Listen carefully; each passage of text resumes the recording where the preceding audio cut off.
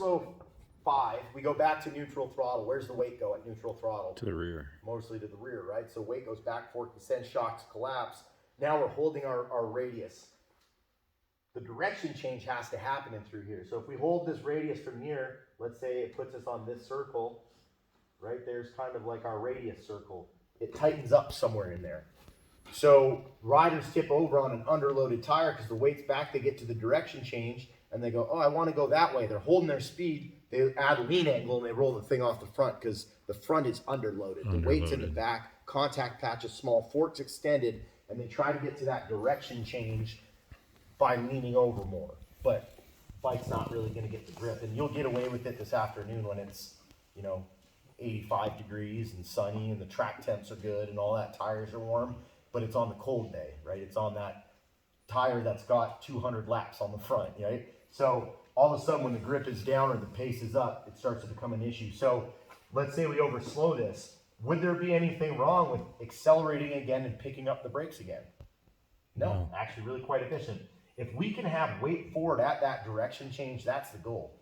Front's loaded. So there's a lot of times, I know on my, on the data on my record lap that I had around here, this is one of the mistakes I made. I slowed it too much too early. And I went, okay, well, I've already made that mistake, but there's a good exit from 5 to 6. So we accelerate, the bike opens up its radius, and I had to go back to the brakes, get it pointed, and I still had a pretty good exit out of there, right? So the mistake was already made, but the correction is, at the direction change, I still want to have weight forward, right? And Bob, I think that's kind of what we're doing is when we slow it, it opens up radius a little too early, and then you're having to wait and hold lean angle. Where on your bike, this exit, the bike's got to slow. So if you can slow it more, let it point, that's where you're going to make huge lap time and a lot safer, right? The bike's loaded at the right point, right part of the corner. So this slow point idea, getting the brakes closer to that point, or if we don't, still trying to get back to the brakes, put weight forward for the direction change. And that's why we're going to get everybody on data bikes. We'll start with those first thing this morning too, with a bunch of us, because this is really starts to come to life when you see it on data, where you're actually going to the throttle versus what we might think, right? It's like watching video the first time. You're like, I'm dragging an elbow. Nope, I'm like this. Right? So same thing with the data. It's like, yeah, I'm getting the thing slow, turning, pointed, and it's like, nope, we're back on the throttle somewhere back here, and the bike never really gets pointed till we're way out of the corner, right? We said it's not the rider that goes to the throttle first with the quicker lap, it's the rider that gets to wide open throttle. The rider that can put weight forward, change the bike's direction in a shorter time and distance, gets back to wide open throttle sooner. The rider that gets on this neutral throttle line, they finally see their exit down there, right? That's where they finally come across that line of sight where it's like, the corner's opening up. Well, 2 things. I understand theoretically, I guess, of seeing the line. Yep. I've always had a hard time on the track of actually seeing it, so I don't know if I'm literally in the wrong position to see the line. If that makes sense. And I feel like my line is not bad because I try to be behind you guys all the time. Yep. Because if I'm not behind you, then I'm offline. Yep.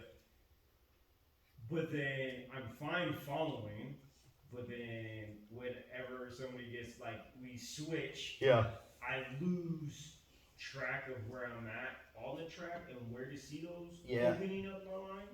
Yeah, and think about, it's all this idea of having pretty solid reference points, right? We got to get our eyes looking for certain things. We see this a lot at track days. You caught the rider in front of you because you were doing things better, right? Riders going slow, you catch them, but then they struggle to get past that rider. Because now all of a sudden they're making all the mistakes that rider's doing. They're watching them, they turn in, I'm going to turn in. They do this, I'm going to do this.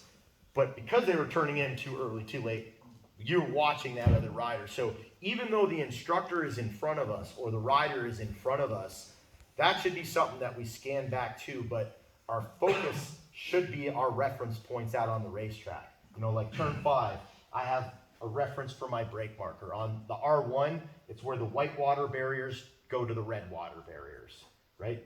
That's where I need to start slowing the motorcycle. On the R6, I'll turn in on the throttle wide open and I'll pick up the brakes after I've turned in, so past the probably the 300 board, right? So that's always relative on speed.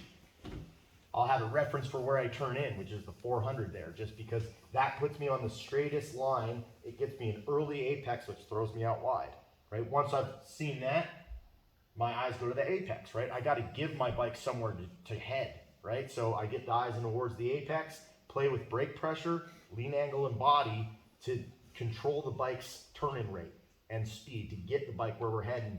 Next, we're trying to get our eyes up to that slowest point, because I know that's where the bike's got to slow down, is somewhere out where that cone is, where the triangle comes together.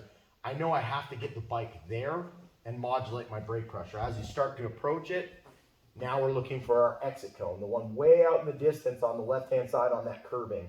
That is our straightest line of sight. So you're trying to find those same points.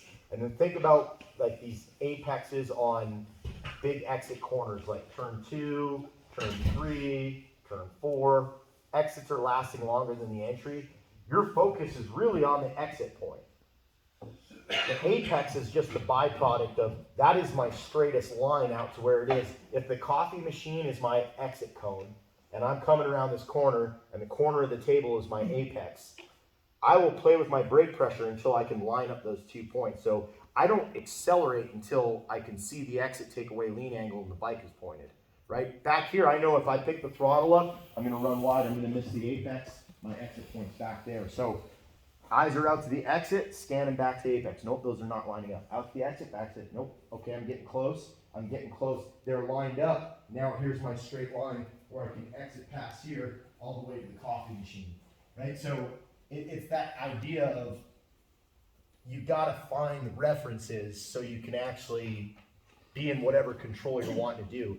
Everything to get from that corner exit is what we're chasing, right? We gotta line up that exit. All the corner entry is to get the bike there, where it's slow turned and pointed, so we can maximize time under acceleration. Okay. Second thing, I had like a little aha moment in my head.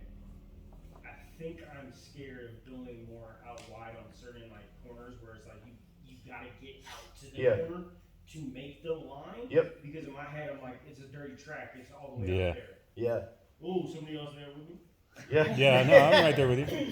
Right, because I think I've always looked at like Formula One races, or I looked at like right, and it's like there's a racing line, and you got to stay on the line because there's just shit everywhere else. Yeah. You see what I'm saying? Yep.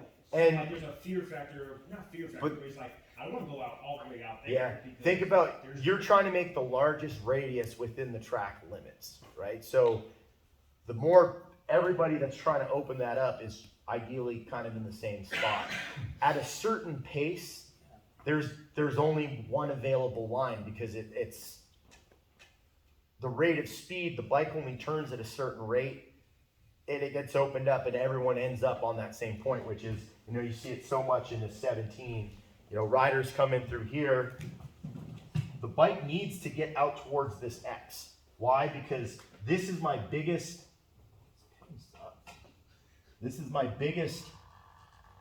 kind of arcing radius through the corner.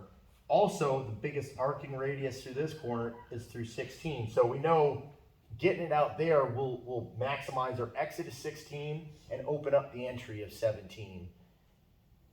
It's the biggest radius within the track distance.